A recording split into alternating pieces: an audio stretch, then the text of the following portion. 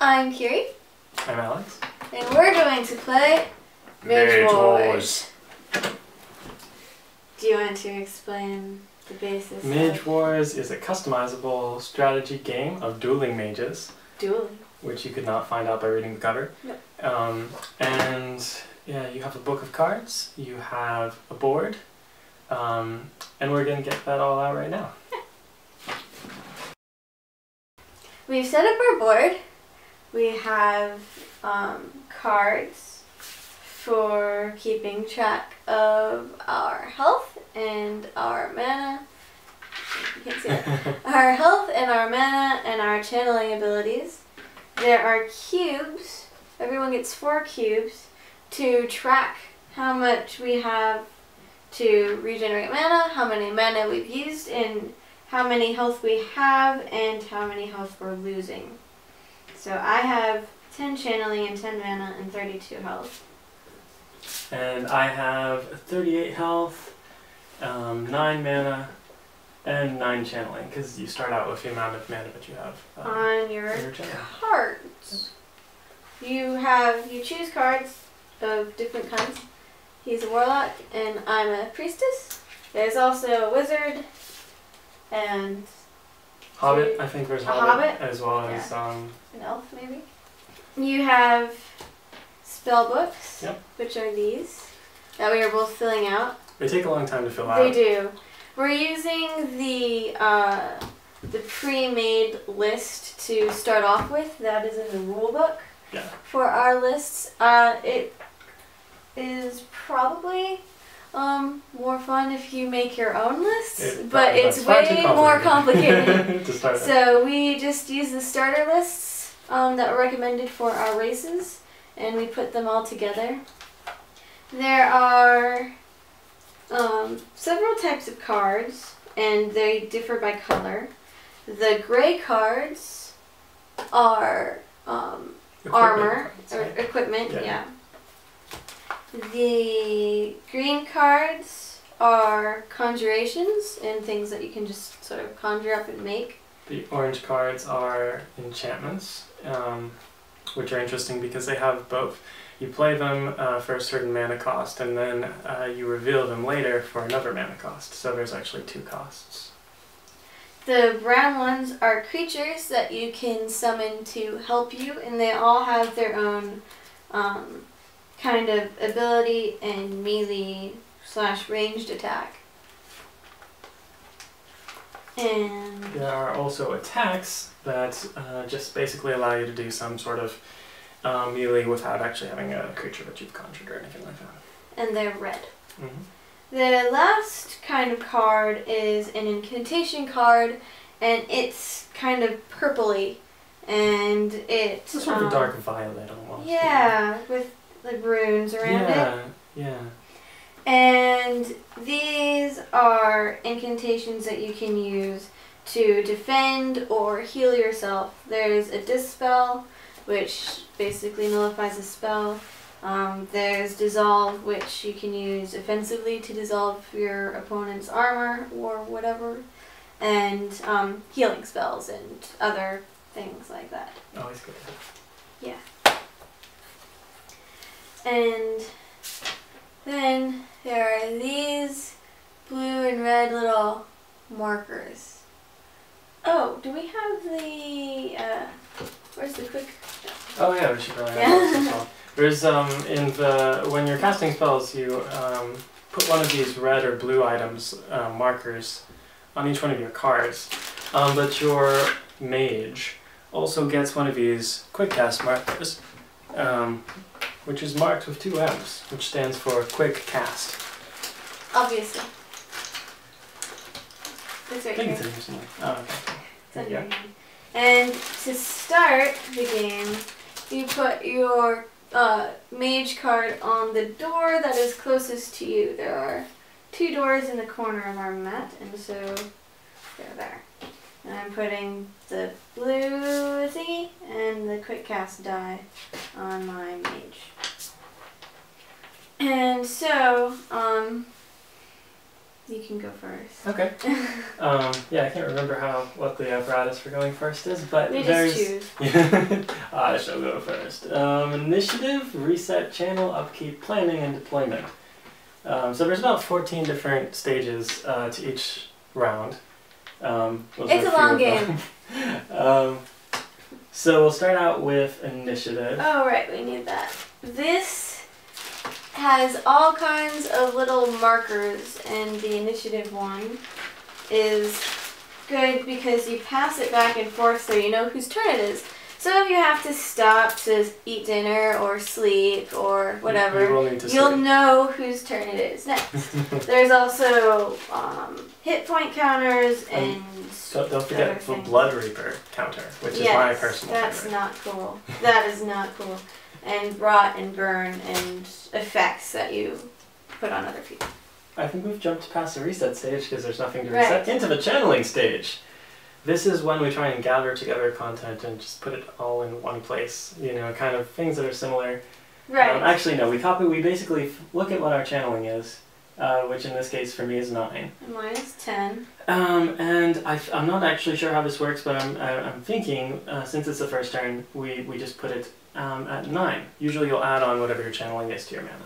Which means eventually you can have all the mana supply you can possibly have, which caps at 34 for some reason. So any more than 34 is just too much mana. Apparently so. So then you have your upkeep. Which isn't quite relevant yet. Because we're not upkeeping anything. Right. And your planning stage. And planning takes place with both people plan at the same time. And the idea is you both pick 2 cards. 2, which is interesting. The first time we played this, I was like, why? I want to have 4 on my person at all times. Kirsten has several improvements to this game that you'll probably be hearing about as we play. But anyway, you pick 2, and those you have and can equip or use later when we get to the playing part. So,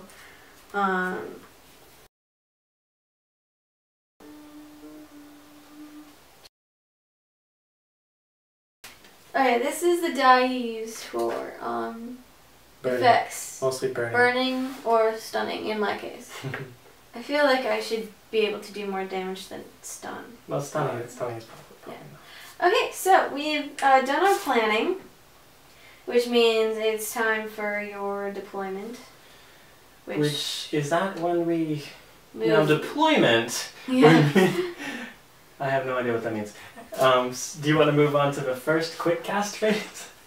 Sure. This game, I think, has an interesting mechanic where there are several points at which, even if it's not your turn, you can cast a spell with your quick cast marker after the person who has initiative. So we said I have initiative this turn, so that means deployment doesn't matter. Deployment doesn't matter? No. I didn't think, it sounded boring. It did. So that means for this round, we're both going to go, and I'll start out. So I have the opportunity to quick cast a spell. And you also have to have a small lightning bolt on your card in order to do that. My Gauntlets of Strength do have that, so I will use my quick cast marker. I will pay 3 mana, and I will lay it down next to my Warlock card over here, which has some more stats about your caster, or mage, I suppose as you would call it. So I now have the Gauntlets of Strength, and even though it's still my turn, you now have the opportunity to quick cast as well if you want to. I'm going to quick cast, and I'm going to equip my Ring of Asira for 2, and I'm going to put that by my Priestess. And since it's still my turn, I have, on this guy here, 1 full action left. You flip these over as you use them, by the way. So I'm going to cast my Firebrand Imp. Now he takes 5 mana, so I'm down to 1. I think that's a full action because it has an hourglass on it. And he gets a marker as well. Now I don't know if I'm actually supposed to be able to use him this round, but I I don't really think I want to do anything with him anyway. You can't be. We haven't quite gotten movement down in this game. I think there's supposed to be a movement aspect to it because of the squares. There's some actually like 12 zones where you can move your cards about. I guess what I will do is end my turn and throw it over to you.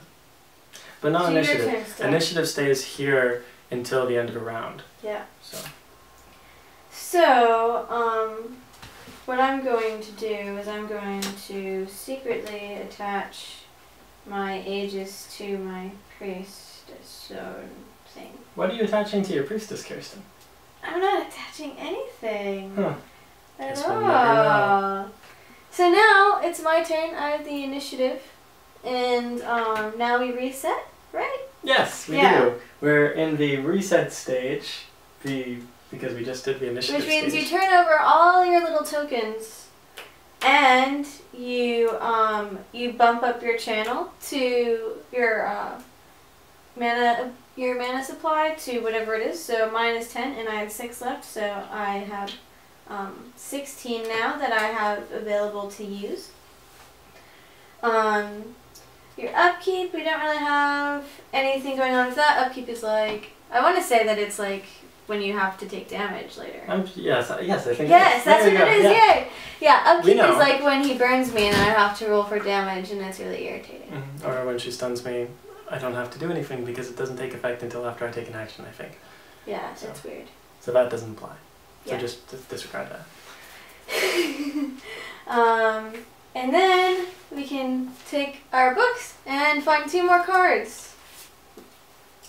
Alright, what I'm gonna do is, now that we're in the first quick cast stage, I'm going to quick cast my Staff of Asara for 9. 1, yep. And now, if you would like to quick cast anything, I think I will not quick cast because. Okay. This is what's weird about moving cards. See, it's like slide. Maybe some sort of kind of butter or Crisco or something on the board would help. What we need is a magnet that goes under the table. So just move. We can just sort of do that, like magic. Yeah.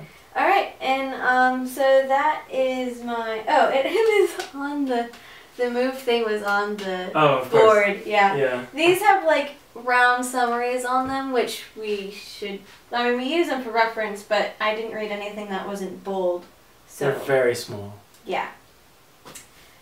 They are actually. Okay, so that's my full action and my quick action. And now it's your turn. I think you keep the initiative token, yeah. but it is my turn. So I'm going to do nothing this turn except for move myself, I think. So we're both going to move this way. We're going to use up both of our actions. Interesting point about this game, you can't move diagonally. So yeah, you have to move sideways or vertically. Or horizontally or vertically. Yeah. That word that I was looking for. That. Yeah. Okay, so you used your full actions. You're not doing a quick cast. I just can't think of anything to do with it. Are you sure? Yeah. You sound like you can think of something. I can't think of anything. I'm not going to argue with you. So can I give this to you now? You sure can. Alright, now Thank it's you. your turn, and now Okay. we reset everything. So I'm going to roll, I think, 9 die? Is that what it is? Support? No. Okay. No. Okay. Yes. It takes you a while before you actually get to the casting things at each other's stage. Because you have to get to each other first. Yeah. Everyone knows that when you're fighting a Mage War, you'll be on opposite sides of a dungeon. And you'll be looking at each other and being like, hey, we should probably conjure some creatures out of thin air so that we can run over to the middle of a dungeon and fight each other. Yeah. It's usually how most Mage Wars I've been involved in have gone.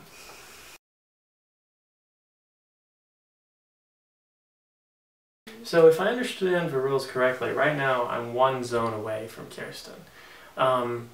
We think what you actually have to do in order to be at a 0 zone is to be in the same square. Yes, I have picked out my cards, and you've picked out yours. I have. Okay. So I guess it's my turn first. First thing I'm going to do is I'm going to use a full action to bring my Assyrian cleric into existence. 1, 2, 3, 4, 5, and he gets a little stick. He's going. I guess he's just gonna stay there. So it's now my turn. All right. So I am going to.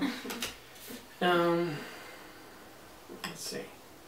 First thing I'm gonna do is conjure Melek, the Lord of Fire. Oh my God, he's evil. Because he's cool. He's horrible. Thank you. And probably should have gotten something else, but oh well. And he's gonna move himself over here into your square, into my. Yep. See, this is where the problem is because you have there's a lot all of the cards. cards, and they're kind of half in, half out of the zone. So I guess I'll just move him back so he can come in. That works. Okay, so I have, I can still do a quick spell, and all these creature cards have attacks written on them. In this case, I have a quick spell on him that's a melee, fiery, 6-die attack, which is fun. But so, you lose one. I do lose one, so it's kind of an interesting game of balancing dice. So I have 5 dice, and also have this yellow dice here. 5 to 9 on the yellow dice will mean I burn the person I'm attacking, and more than 10 will mean I put 2 burn tokens on them, which is always fun. So, I'm going to attack your cleric. Okay.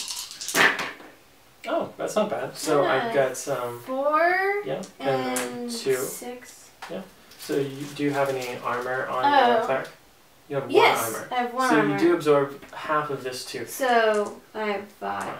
Yes. I rolled about 4 in critical damage and about 2 in normal damage. The difference is that critical damage goes right past armor, but normal damage is absorbed by the armor. So you can tell it's critical damage by the exciting starburst that's on the die. I'm placing down, they're so tiny, little blood splatter tokens, knowing, so I know how many hit points I have. We assume the blood spatter indicates damage. Yeah, that's what we're going with. It seemed to make sense, so. Okay, so she's been damaged. I'm also going to move my Firebrand Imp up into your space, you know, for fun. Use his action. He has a quick spell. He's not quite as powerful. He only gets 2 dice, and Kiery takes away 1 with her Aegis 1 property. So I'm attacking your cleric, and you get nothing. A blank die. I guess this is a misprint. I better roll again. So that's a basic example of setting up works. and doing combat and things of that sort. Normally she would respond, and I would respond, and we would continue doing that. It would go on until our little life damage meters came down to the point where they met the amount of life that we had on our cards. Exactly. You can kill creatures, but it doesn't. It's only killing your opponent's mage that actually wins the game. So it's a fun game. It's very long. It has a lot of variety. I imagine it gets faster as you get more familiar with it. It says on the box it's customizable, and it really is because there's like so many cards that it comes with. Like there's a lot. At least 3 this more cards. many, and what we have in the books. Quite a few cards. So you can change them up according to the person you're there's playing rules. and whatever you want. Yeah, we don't know them, but no, it's pretty straightforward. There's little indicators that because you're a warlock, any of the ones with a demon creature symbol on the front right is yours, and the little gold coin holy symbol are for priests. And I think those ones are, and the ones that are like 4 specific ones are always labeled. It's a fun game. It takes a long time. It's a strategy game, there's lots of dice, which is always good. And you should check it out if you like strategy games and card games and dueling with cards. And if you like lots of cards, and if you like customizing your own deck and people.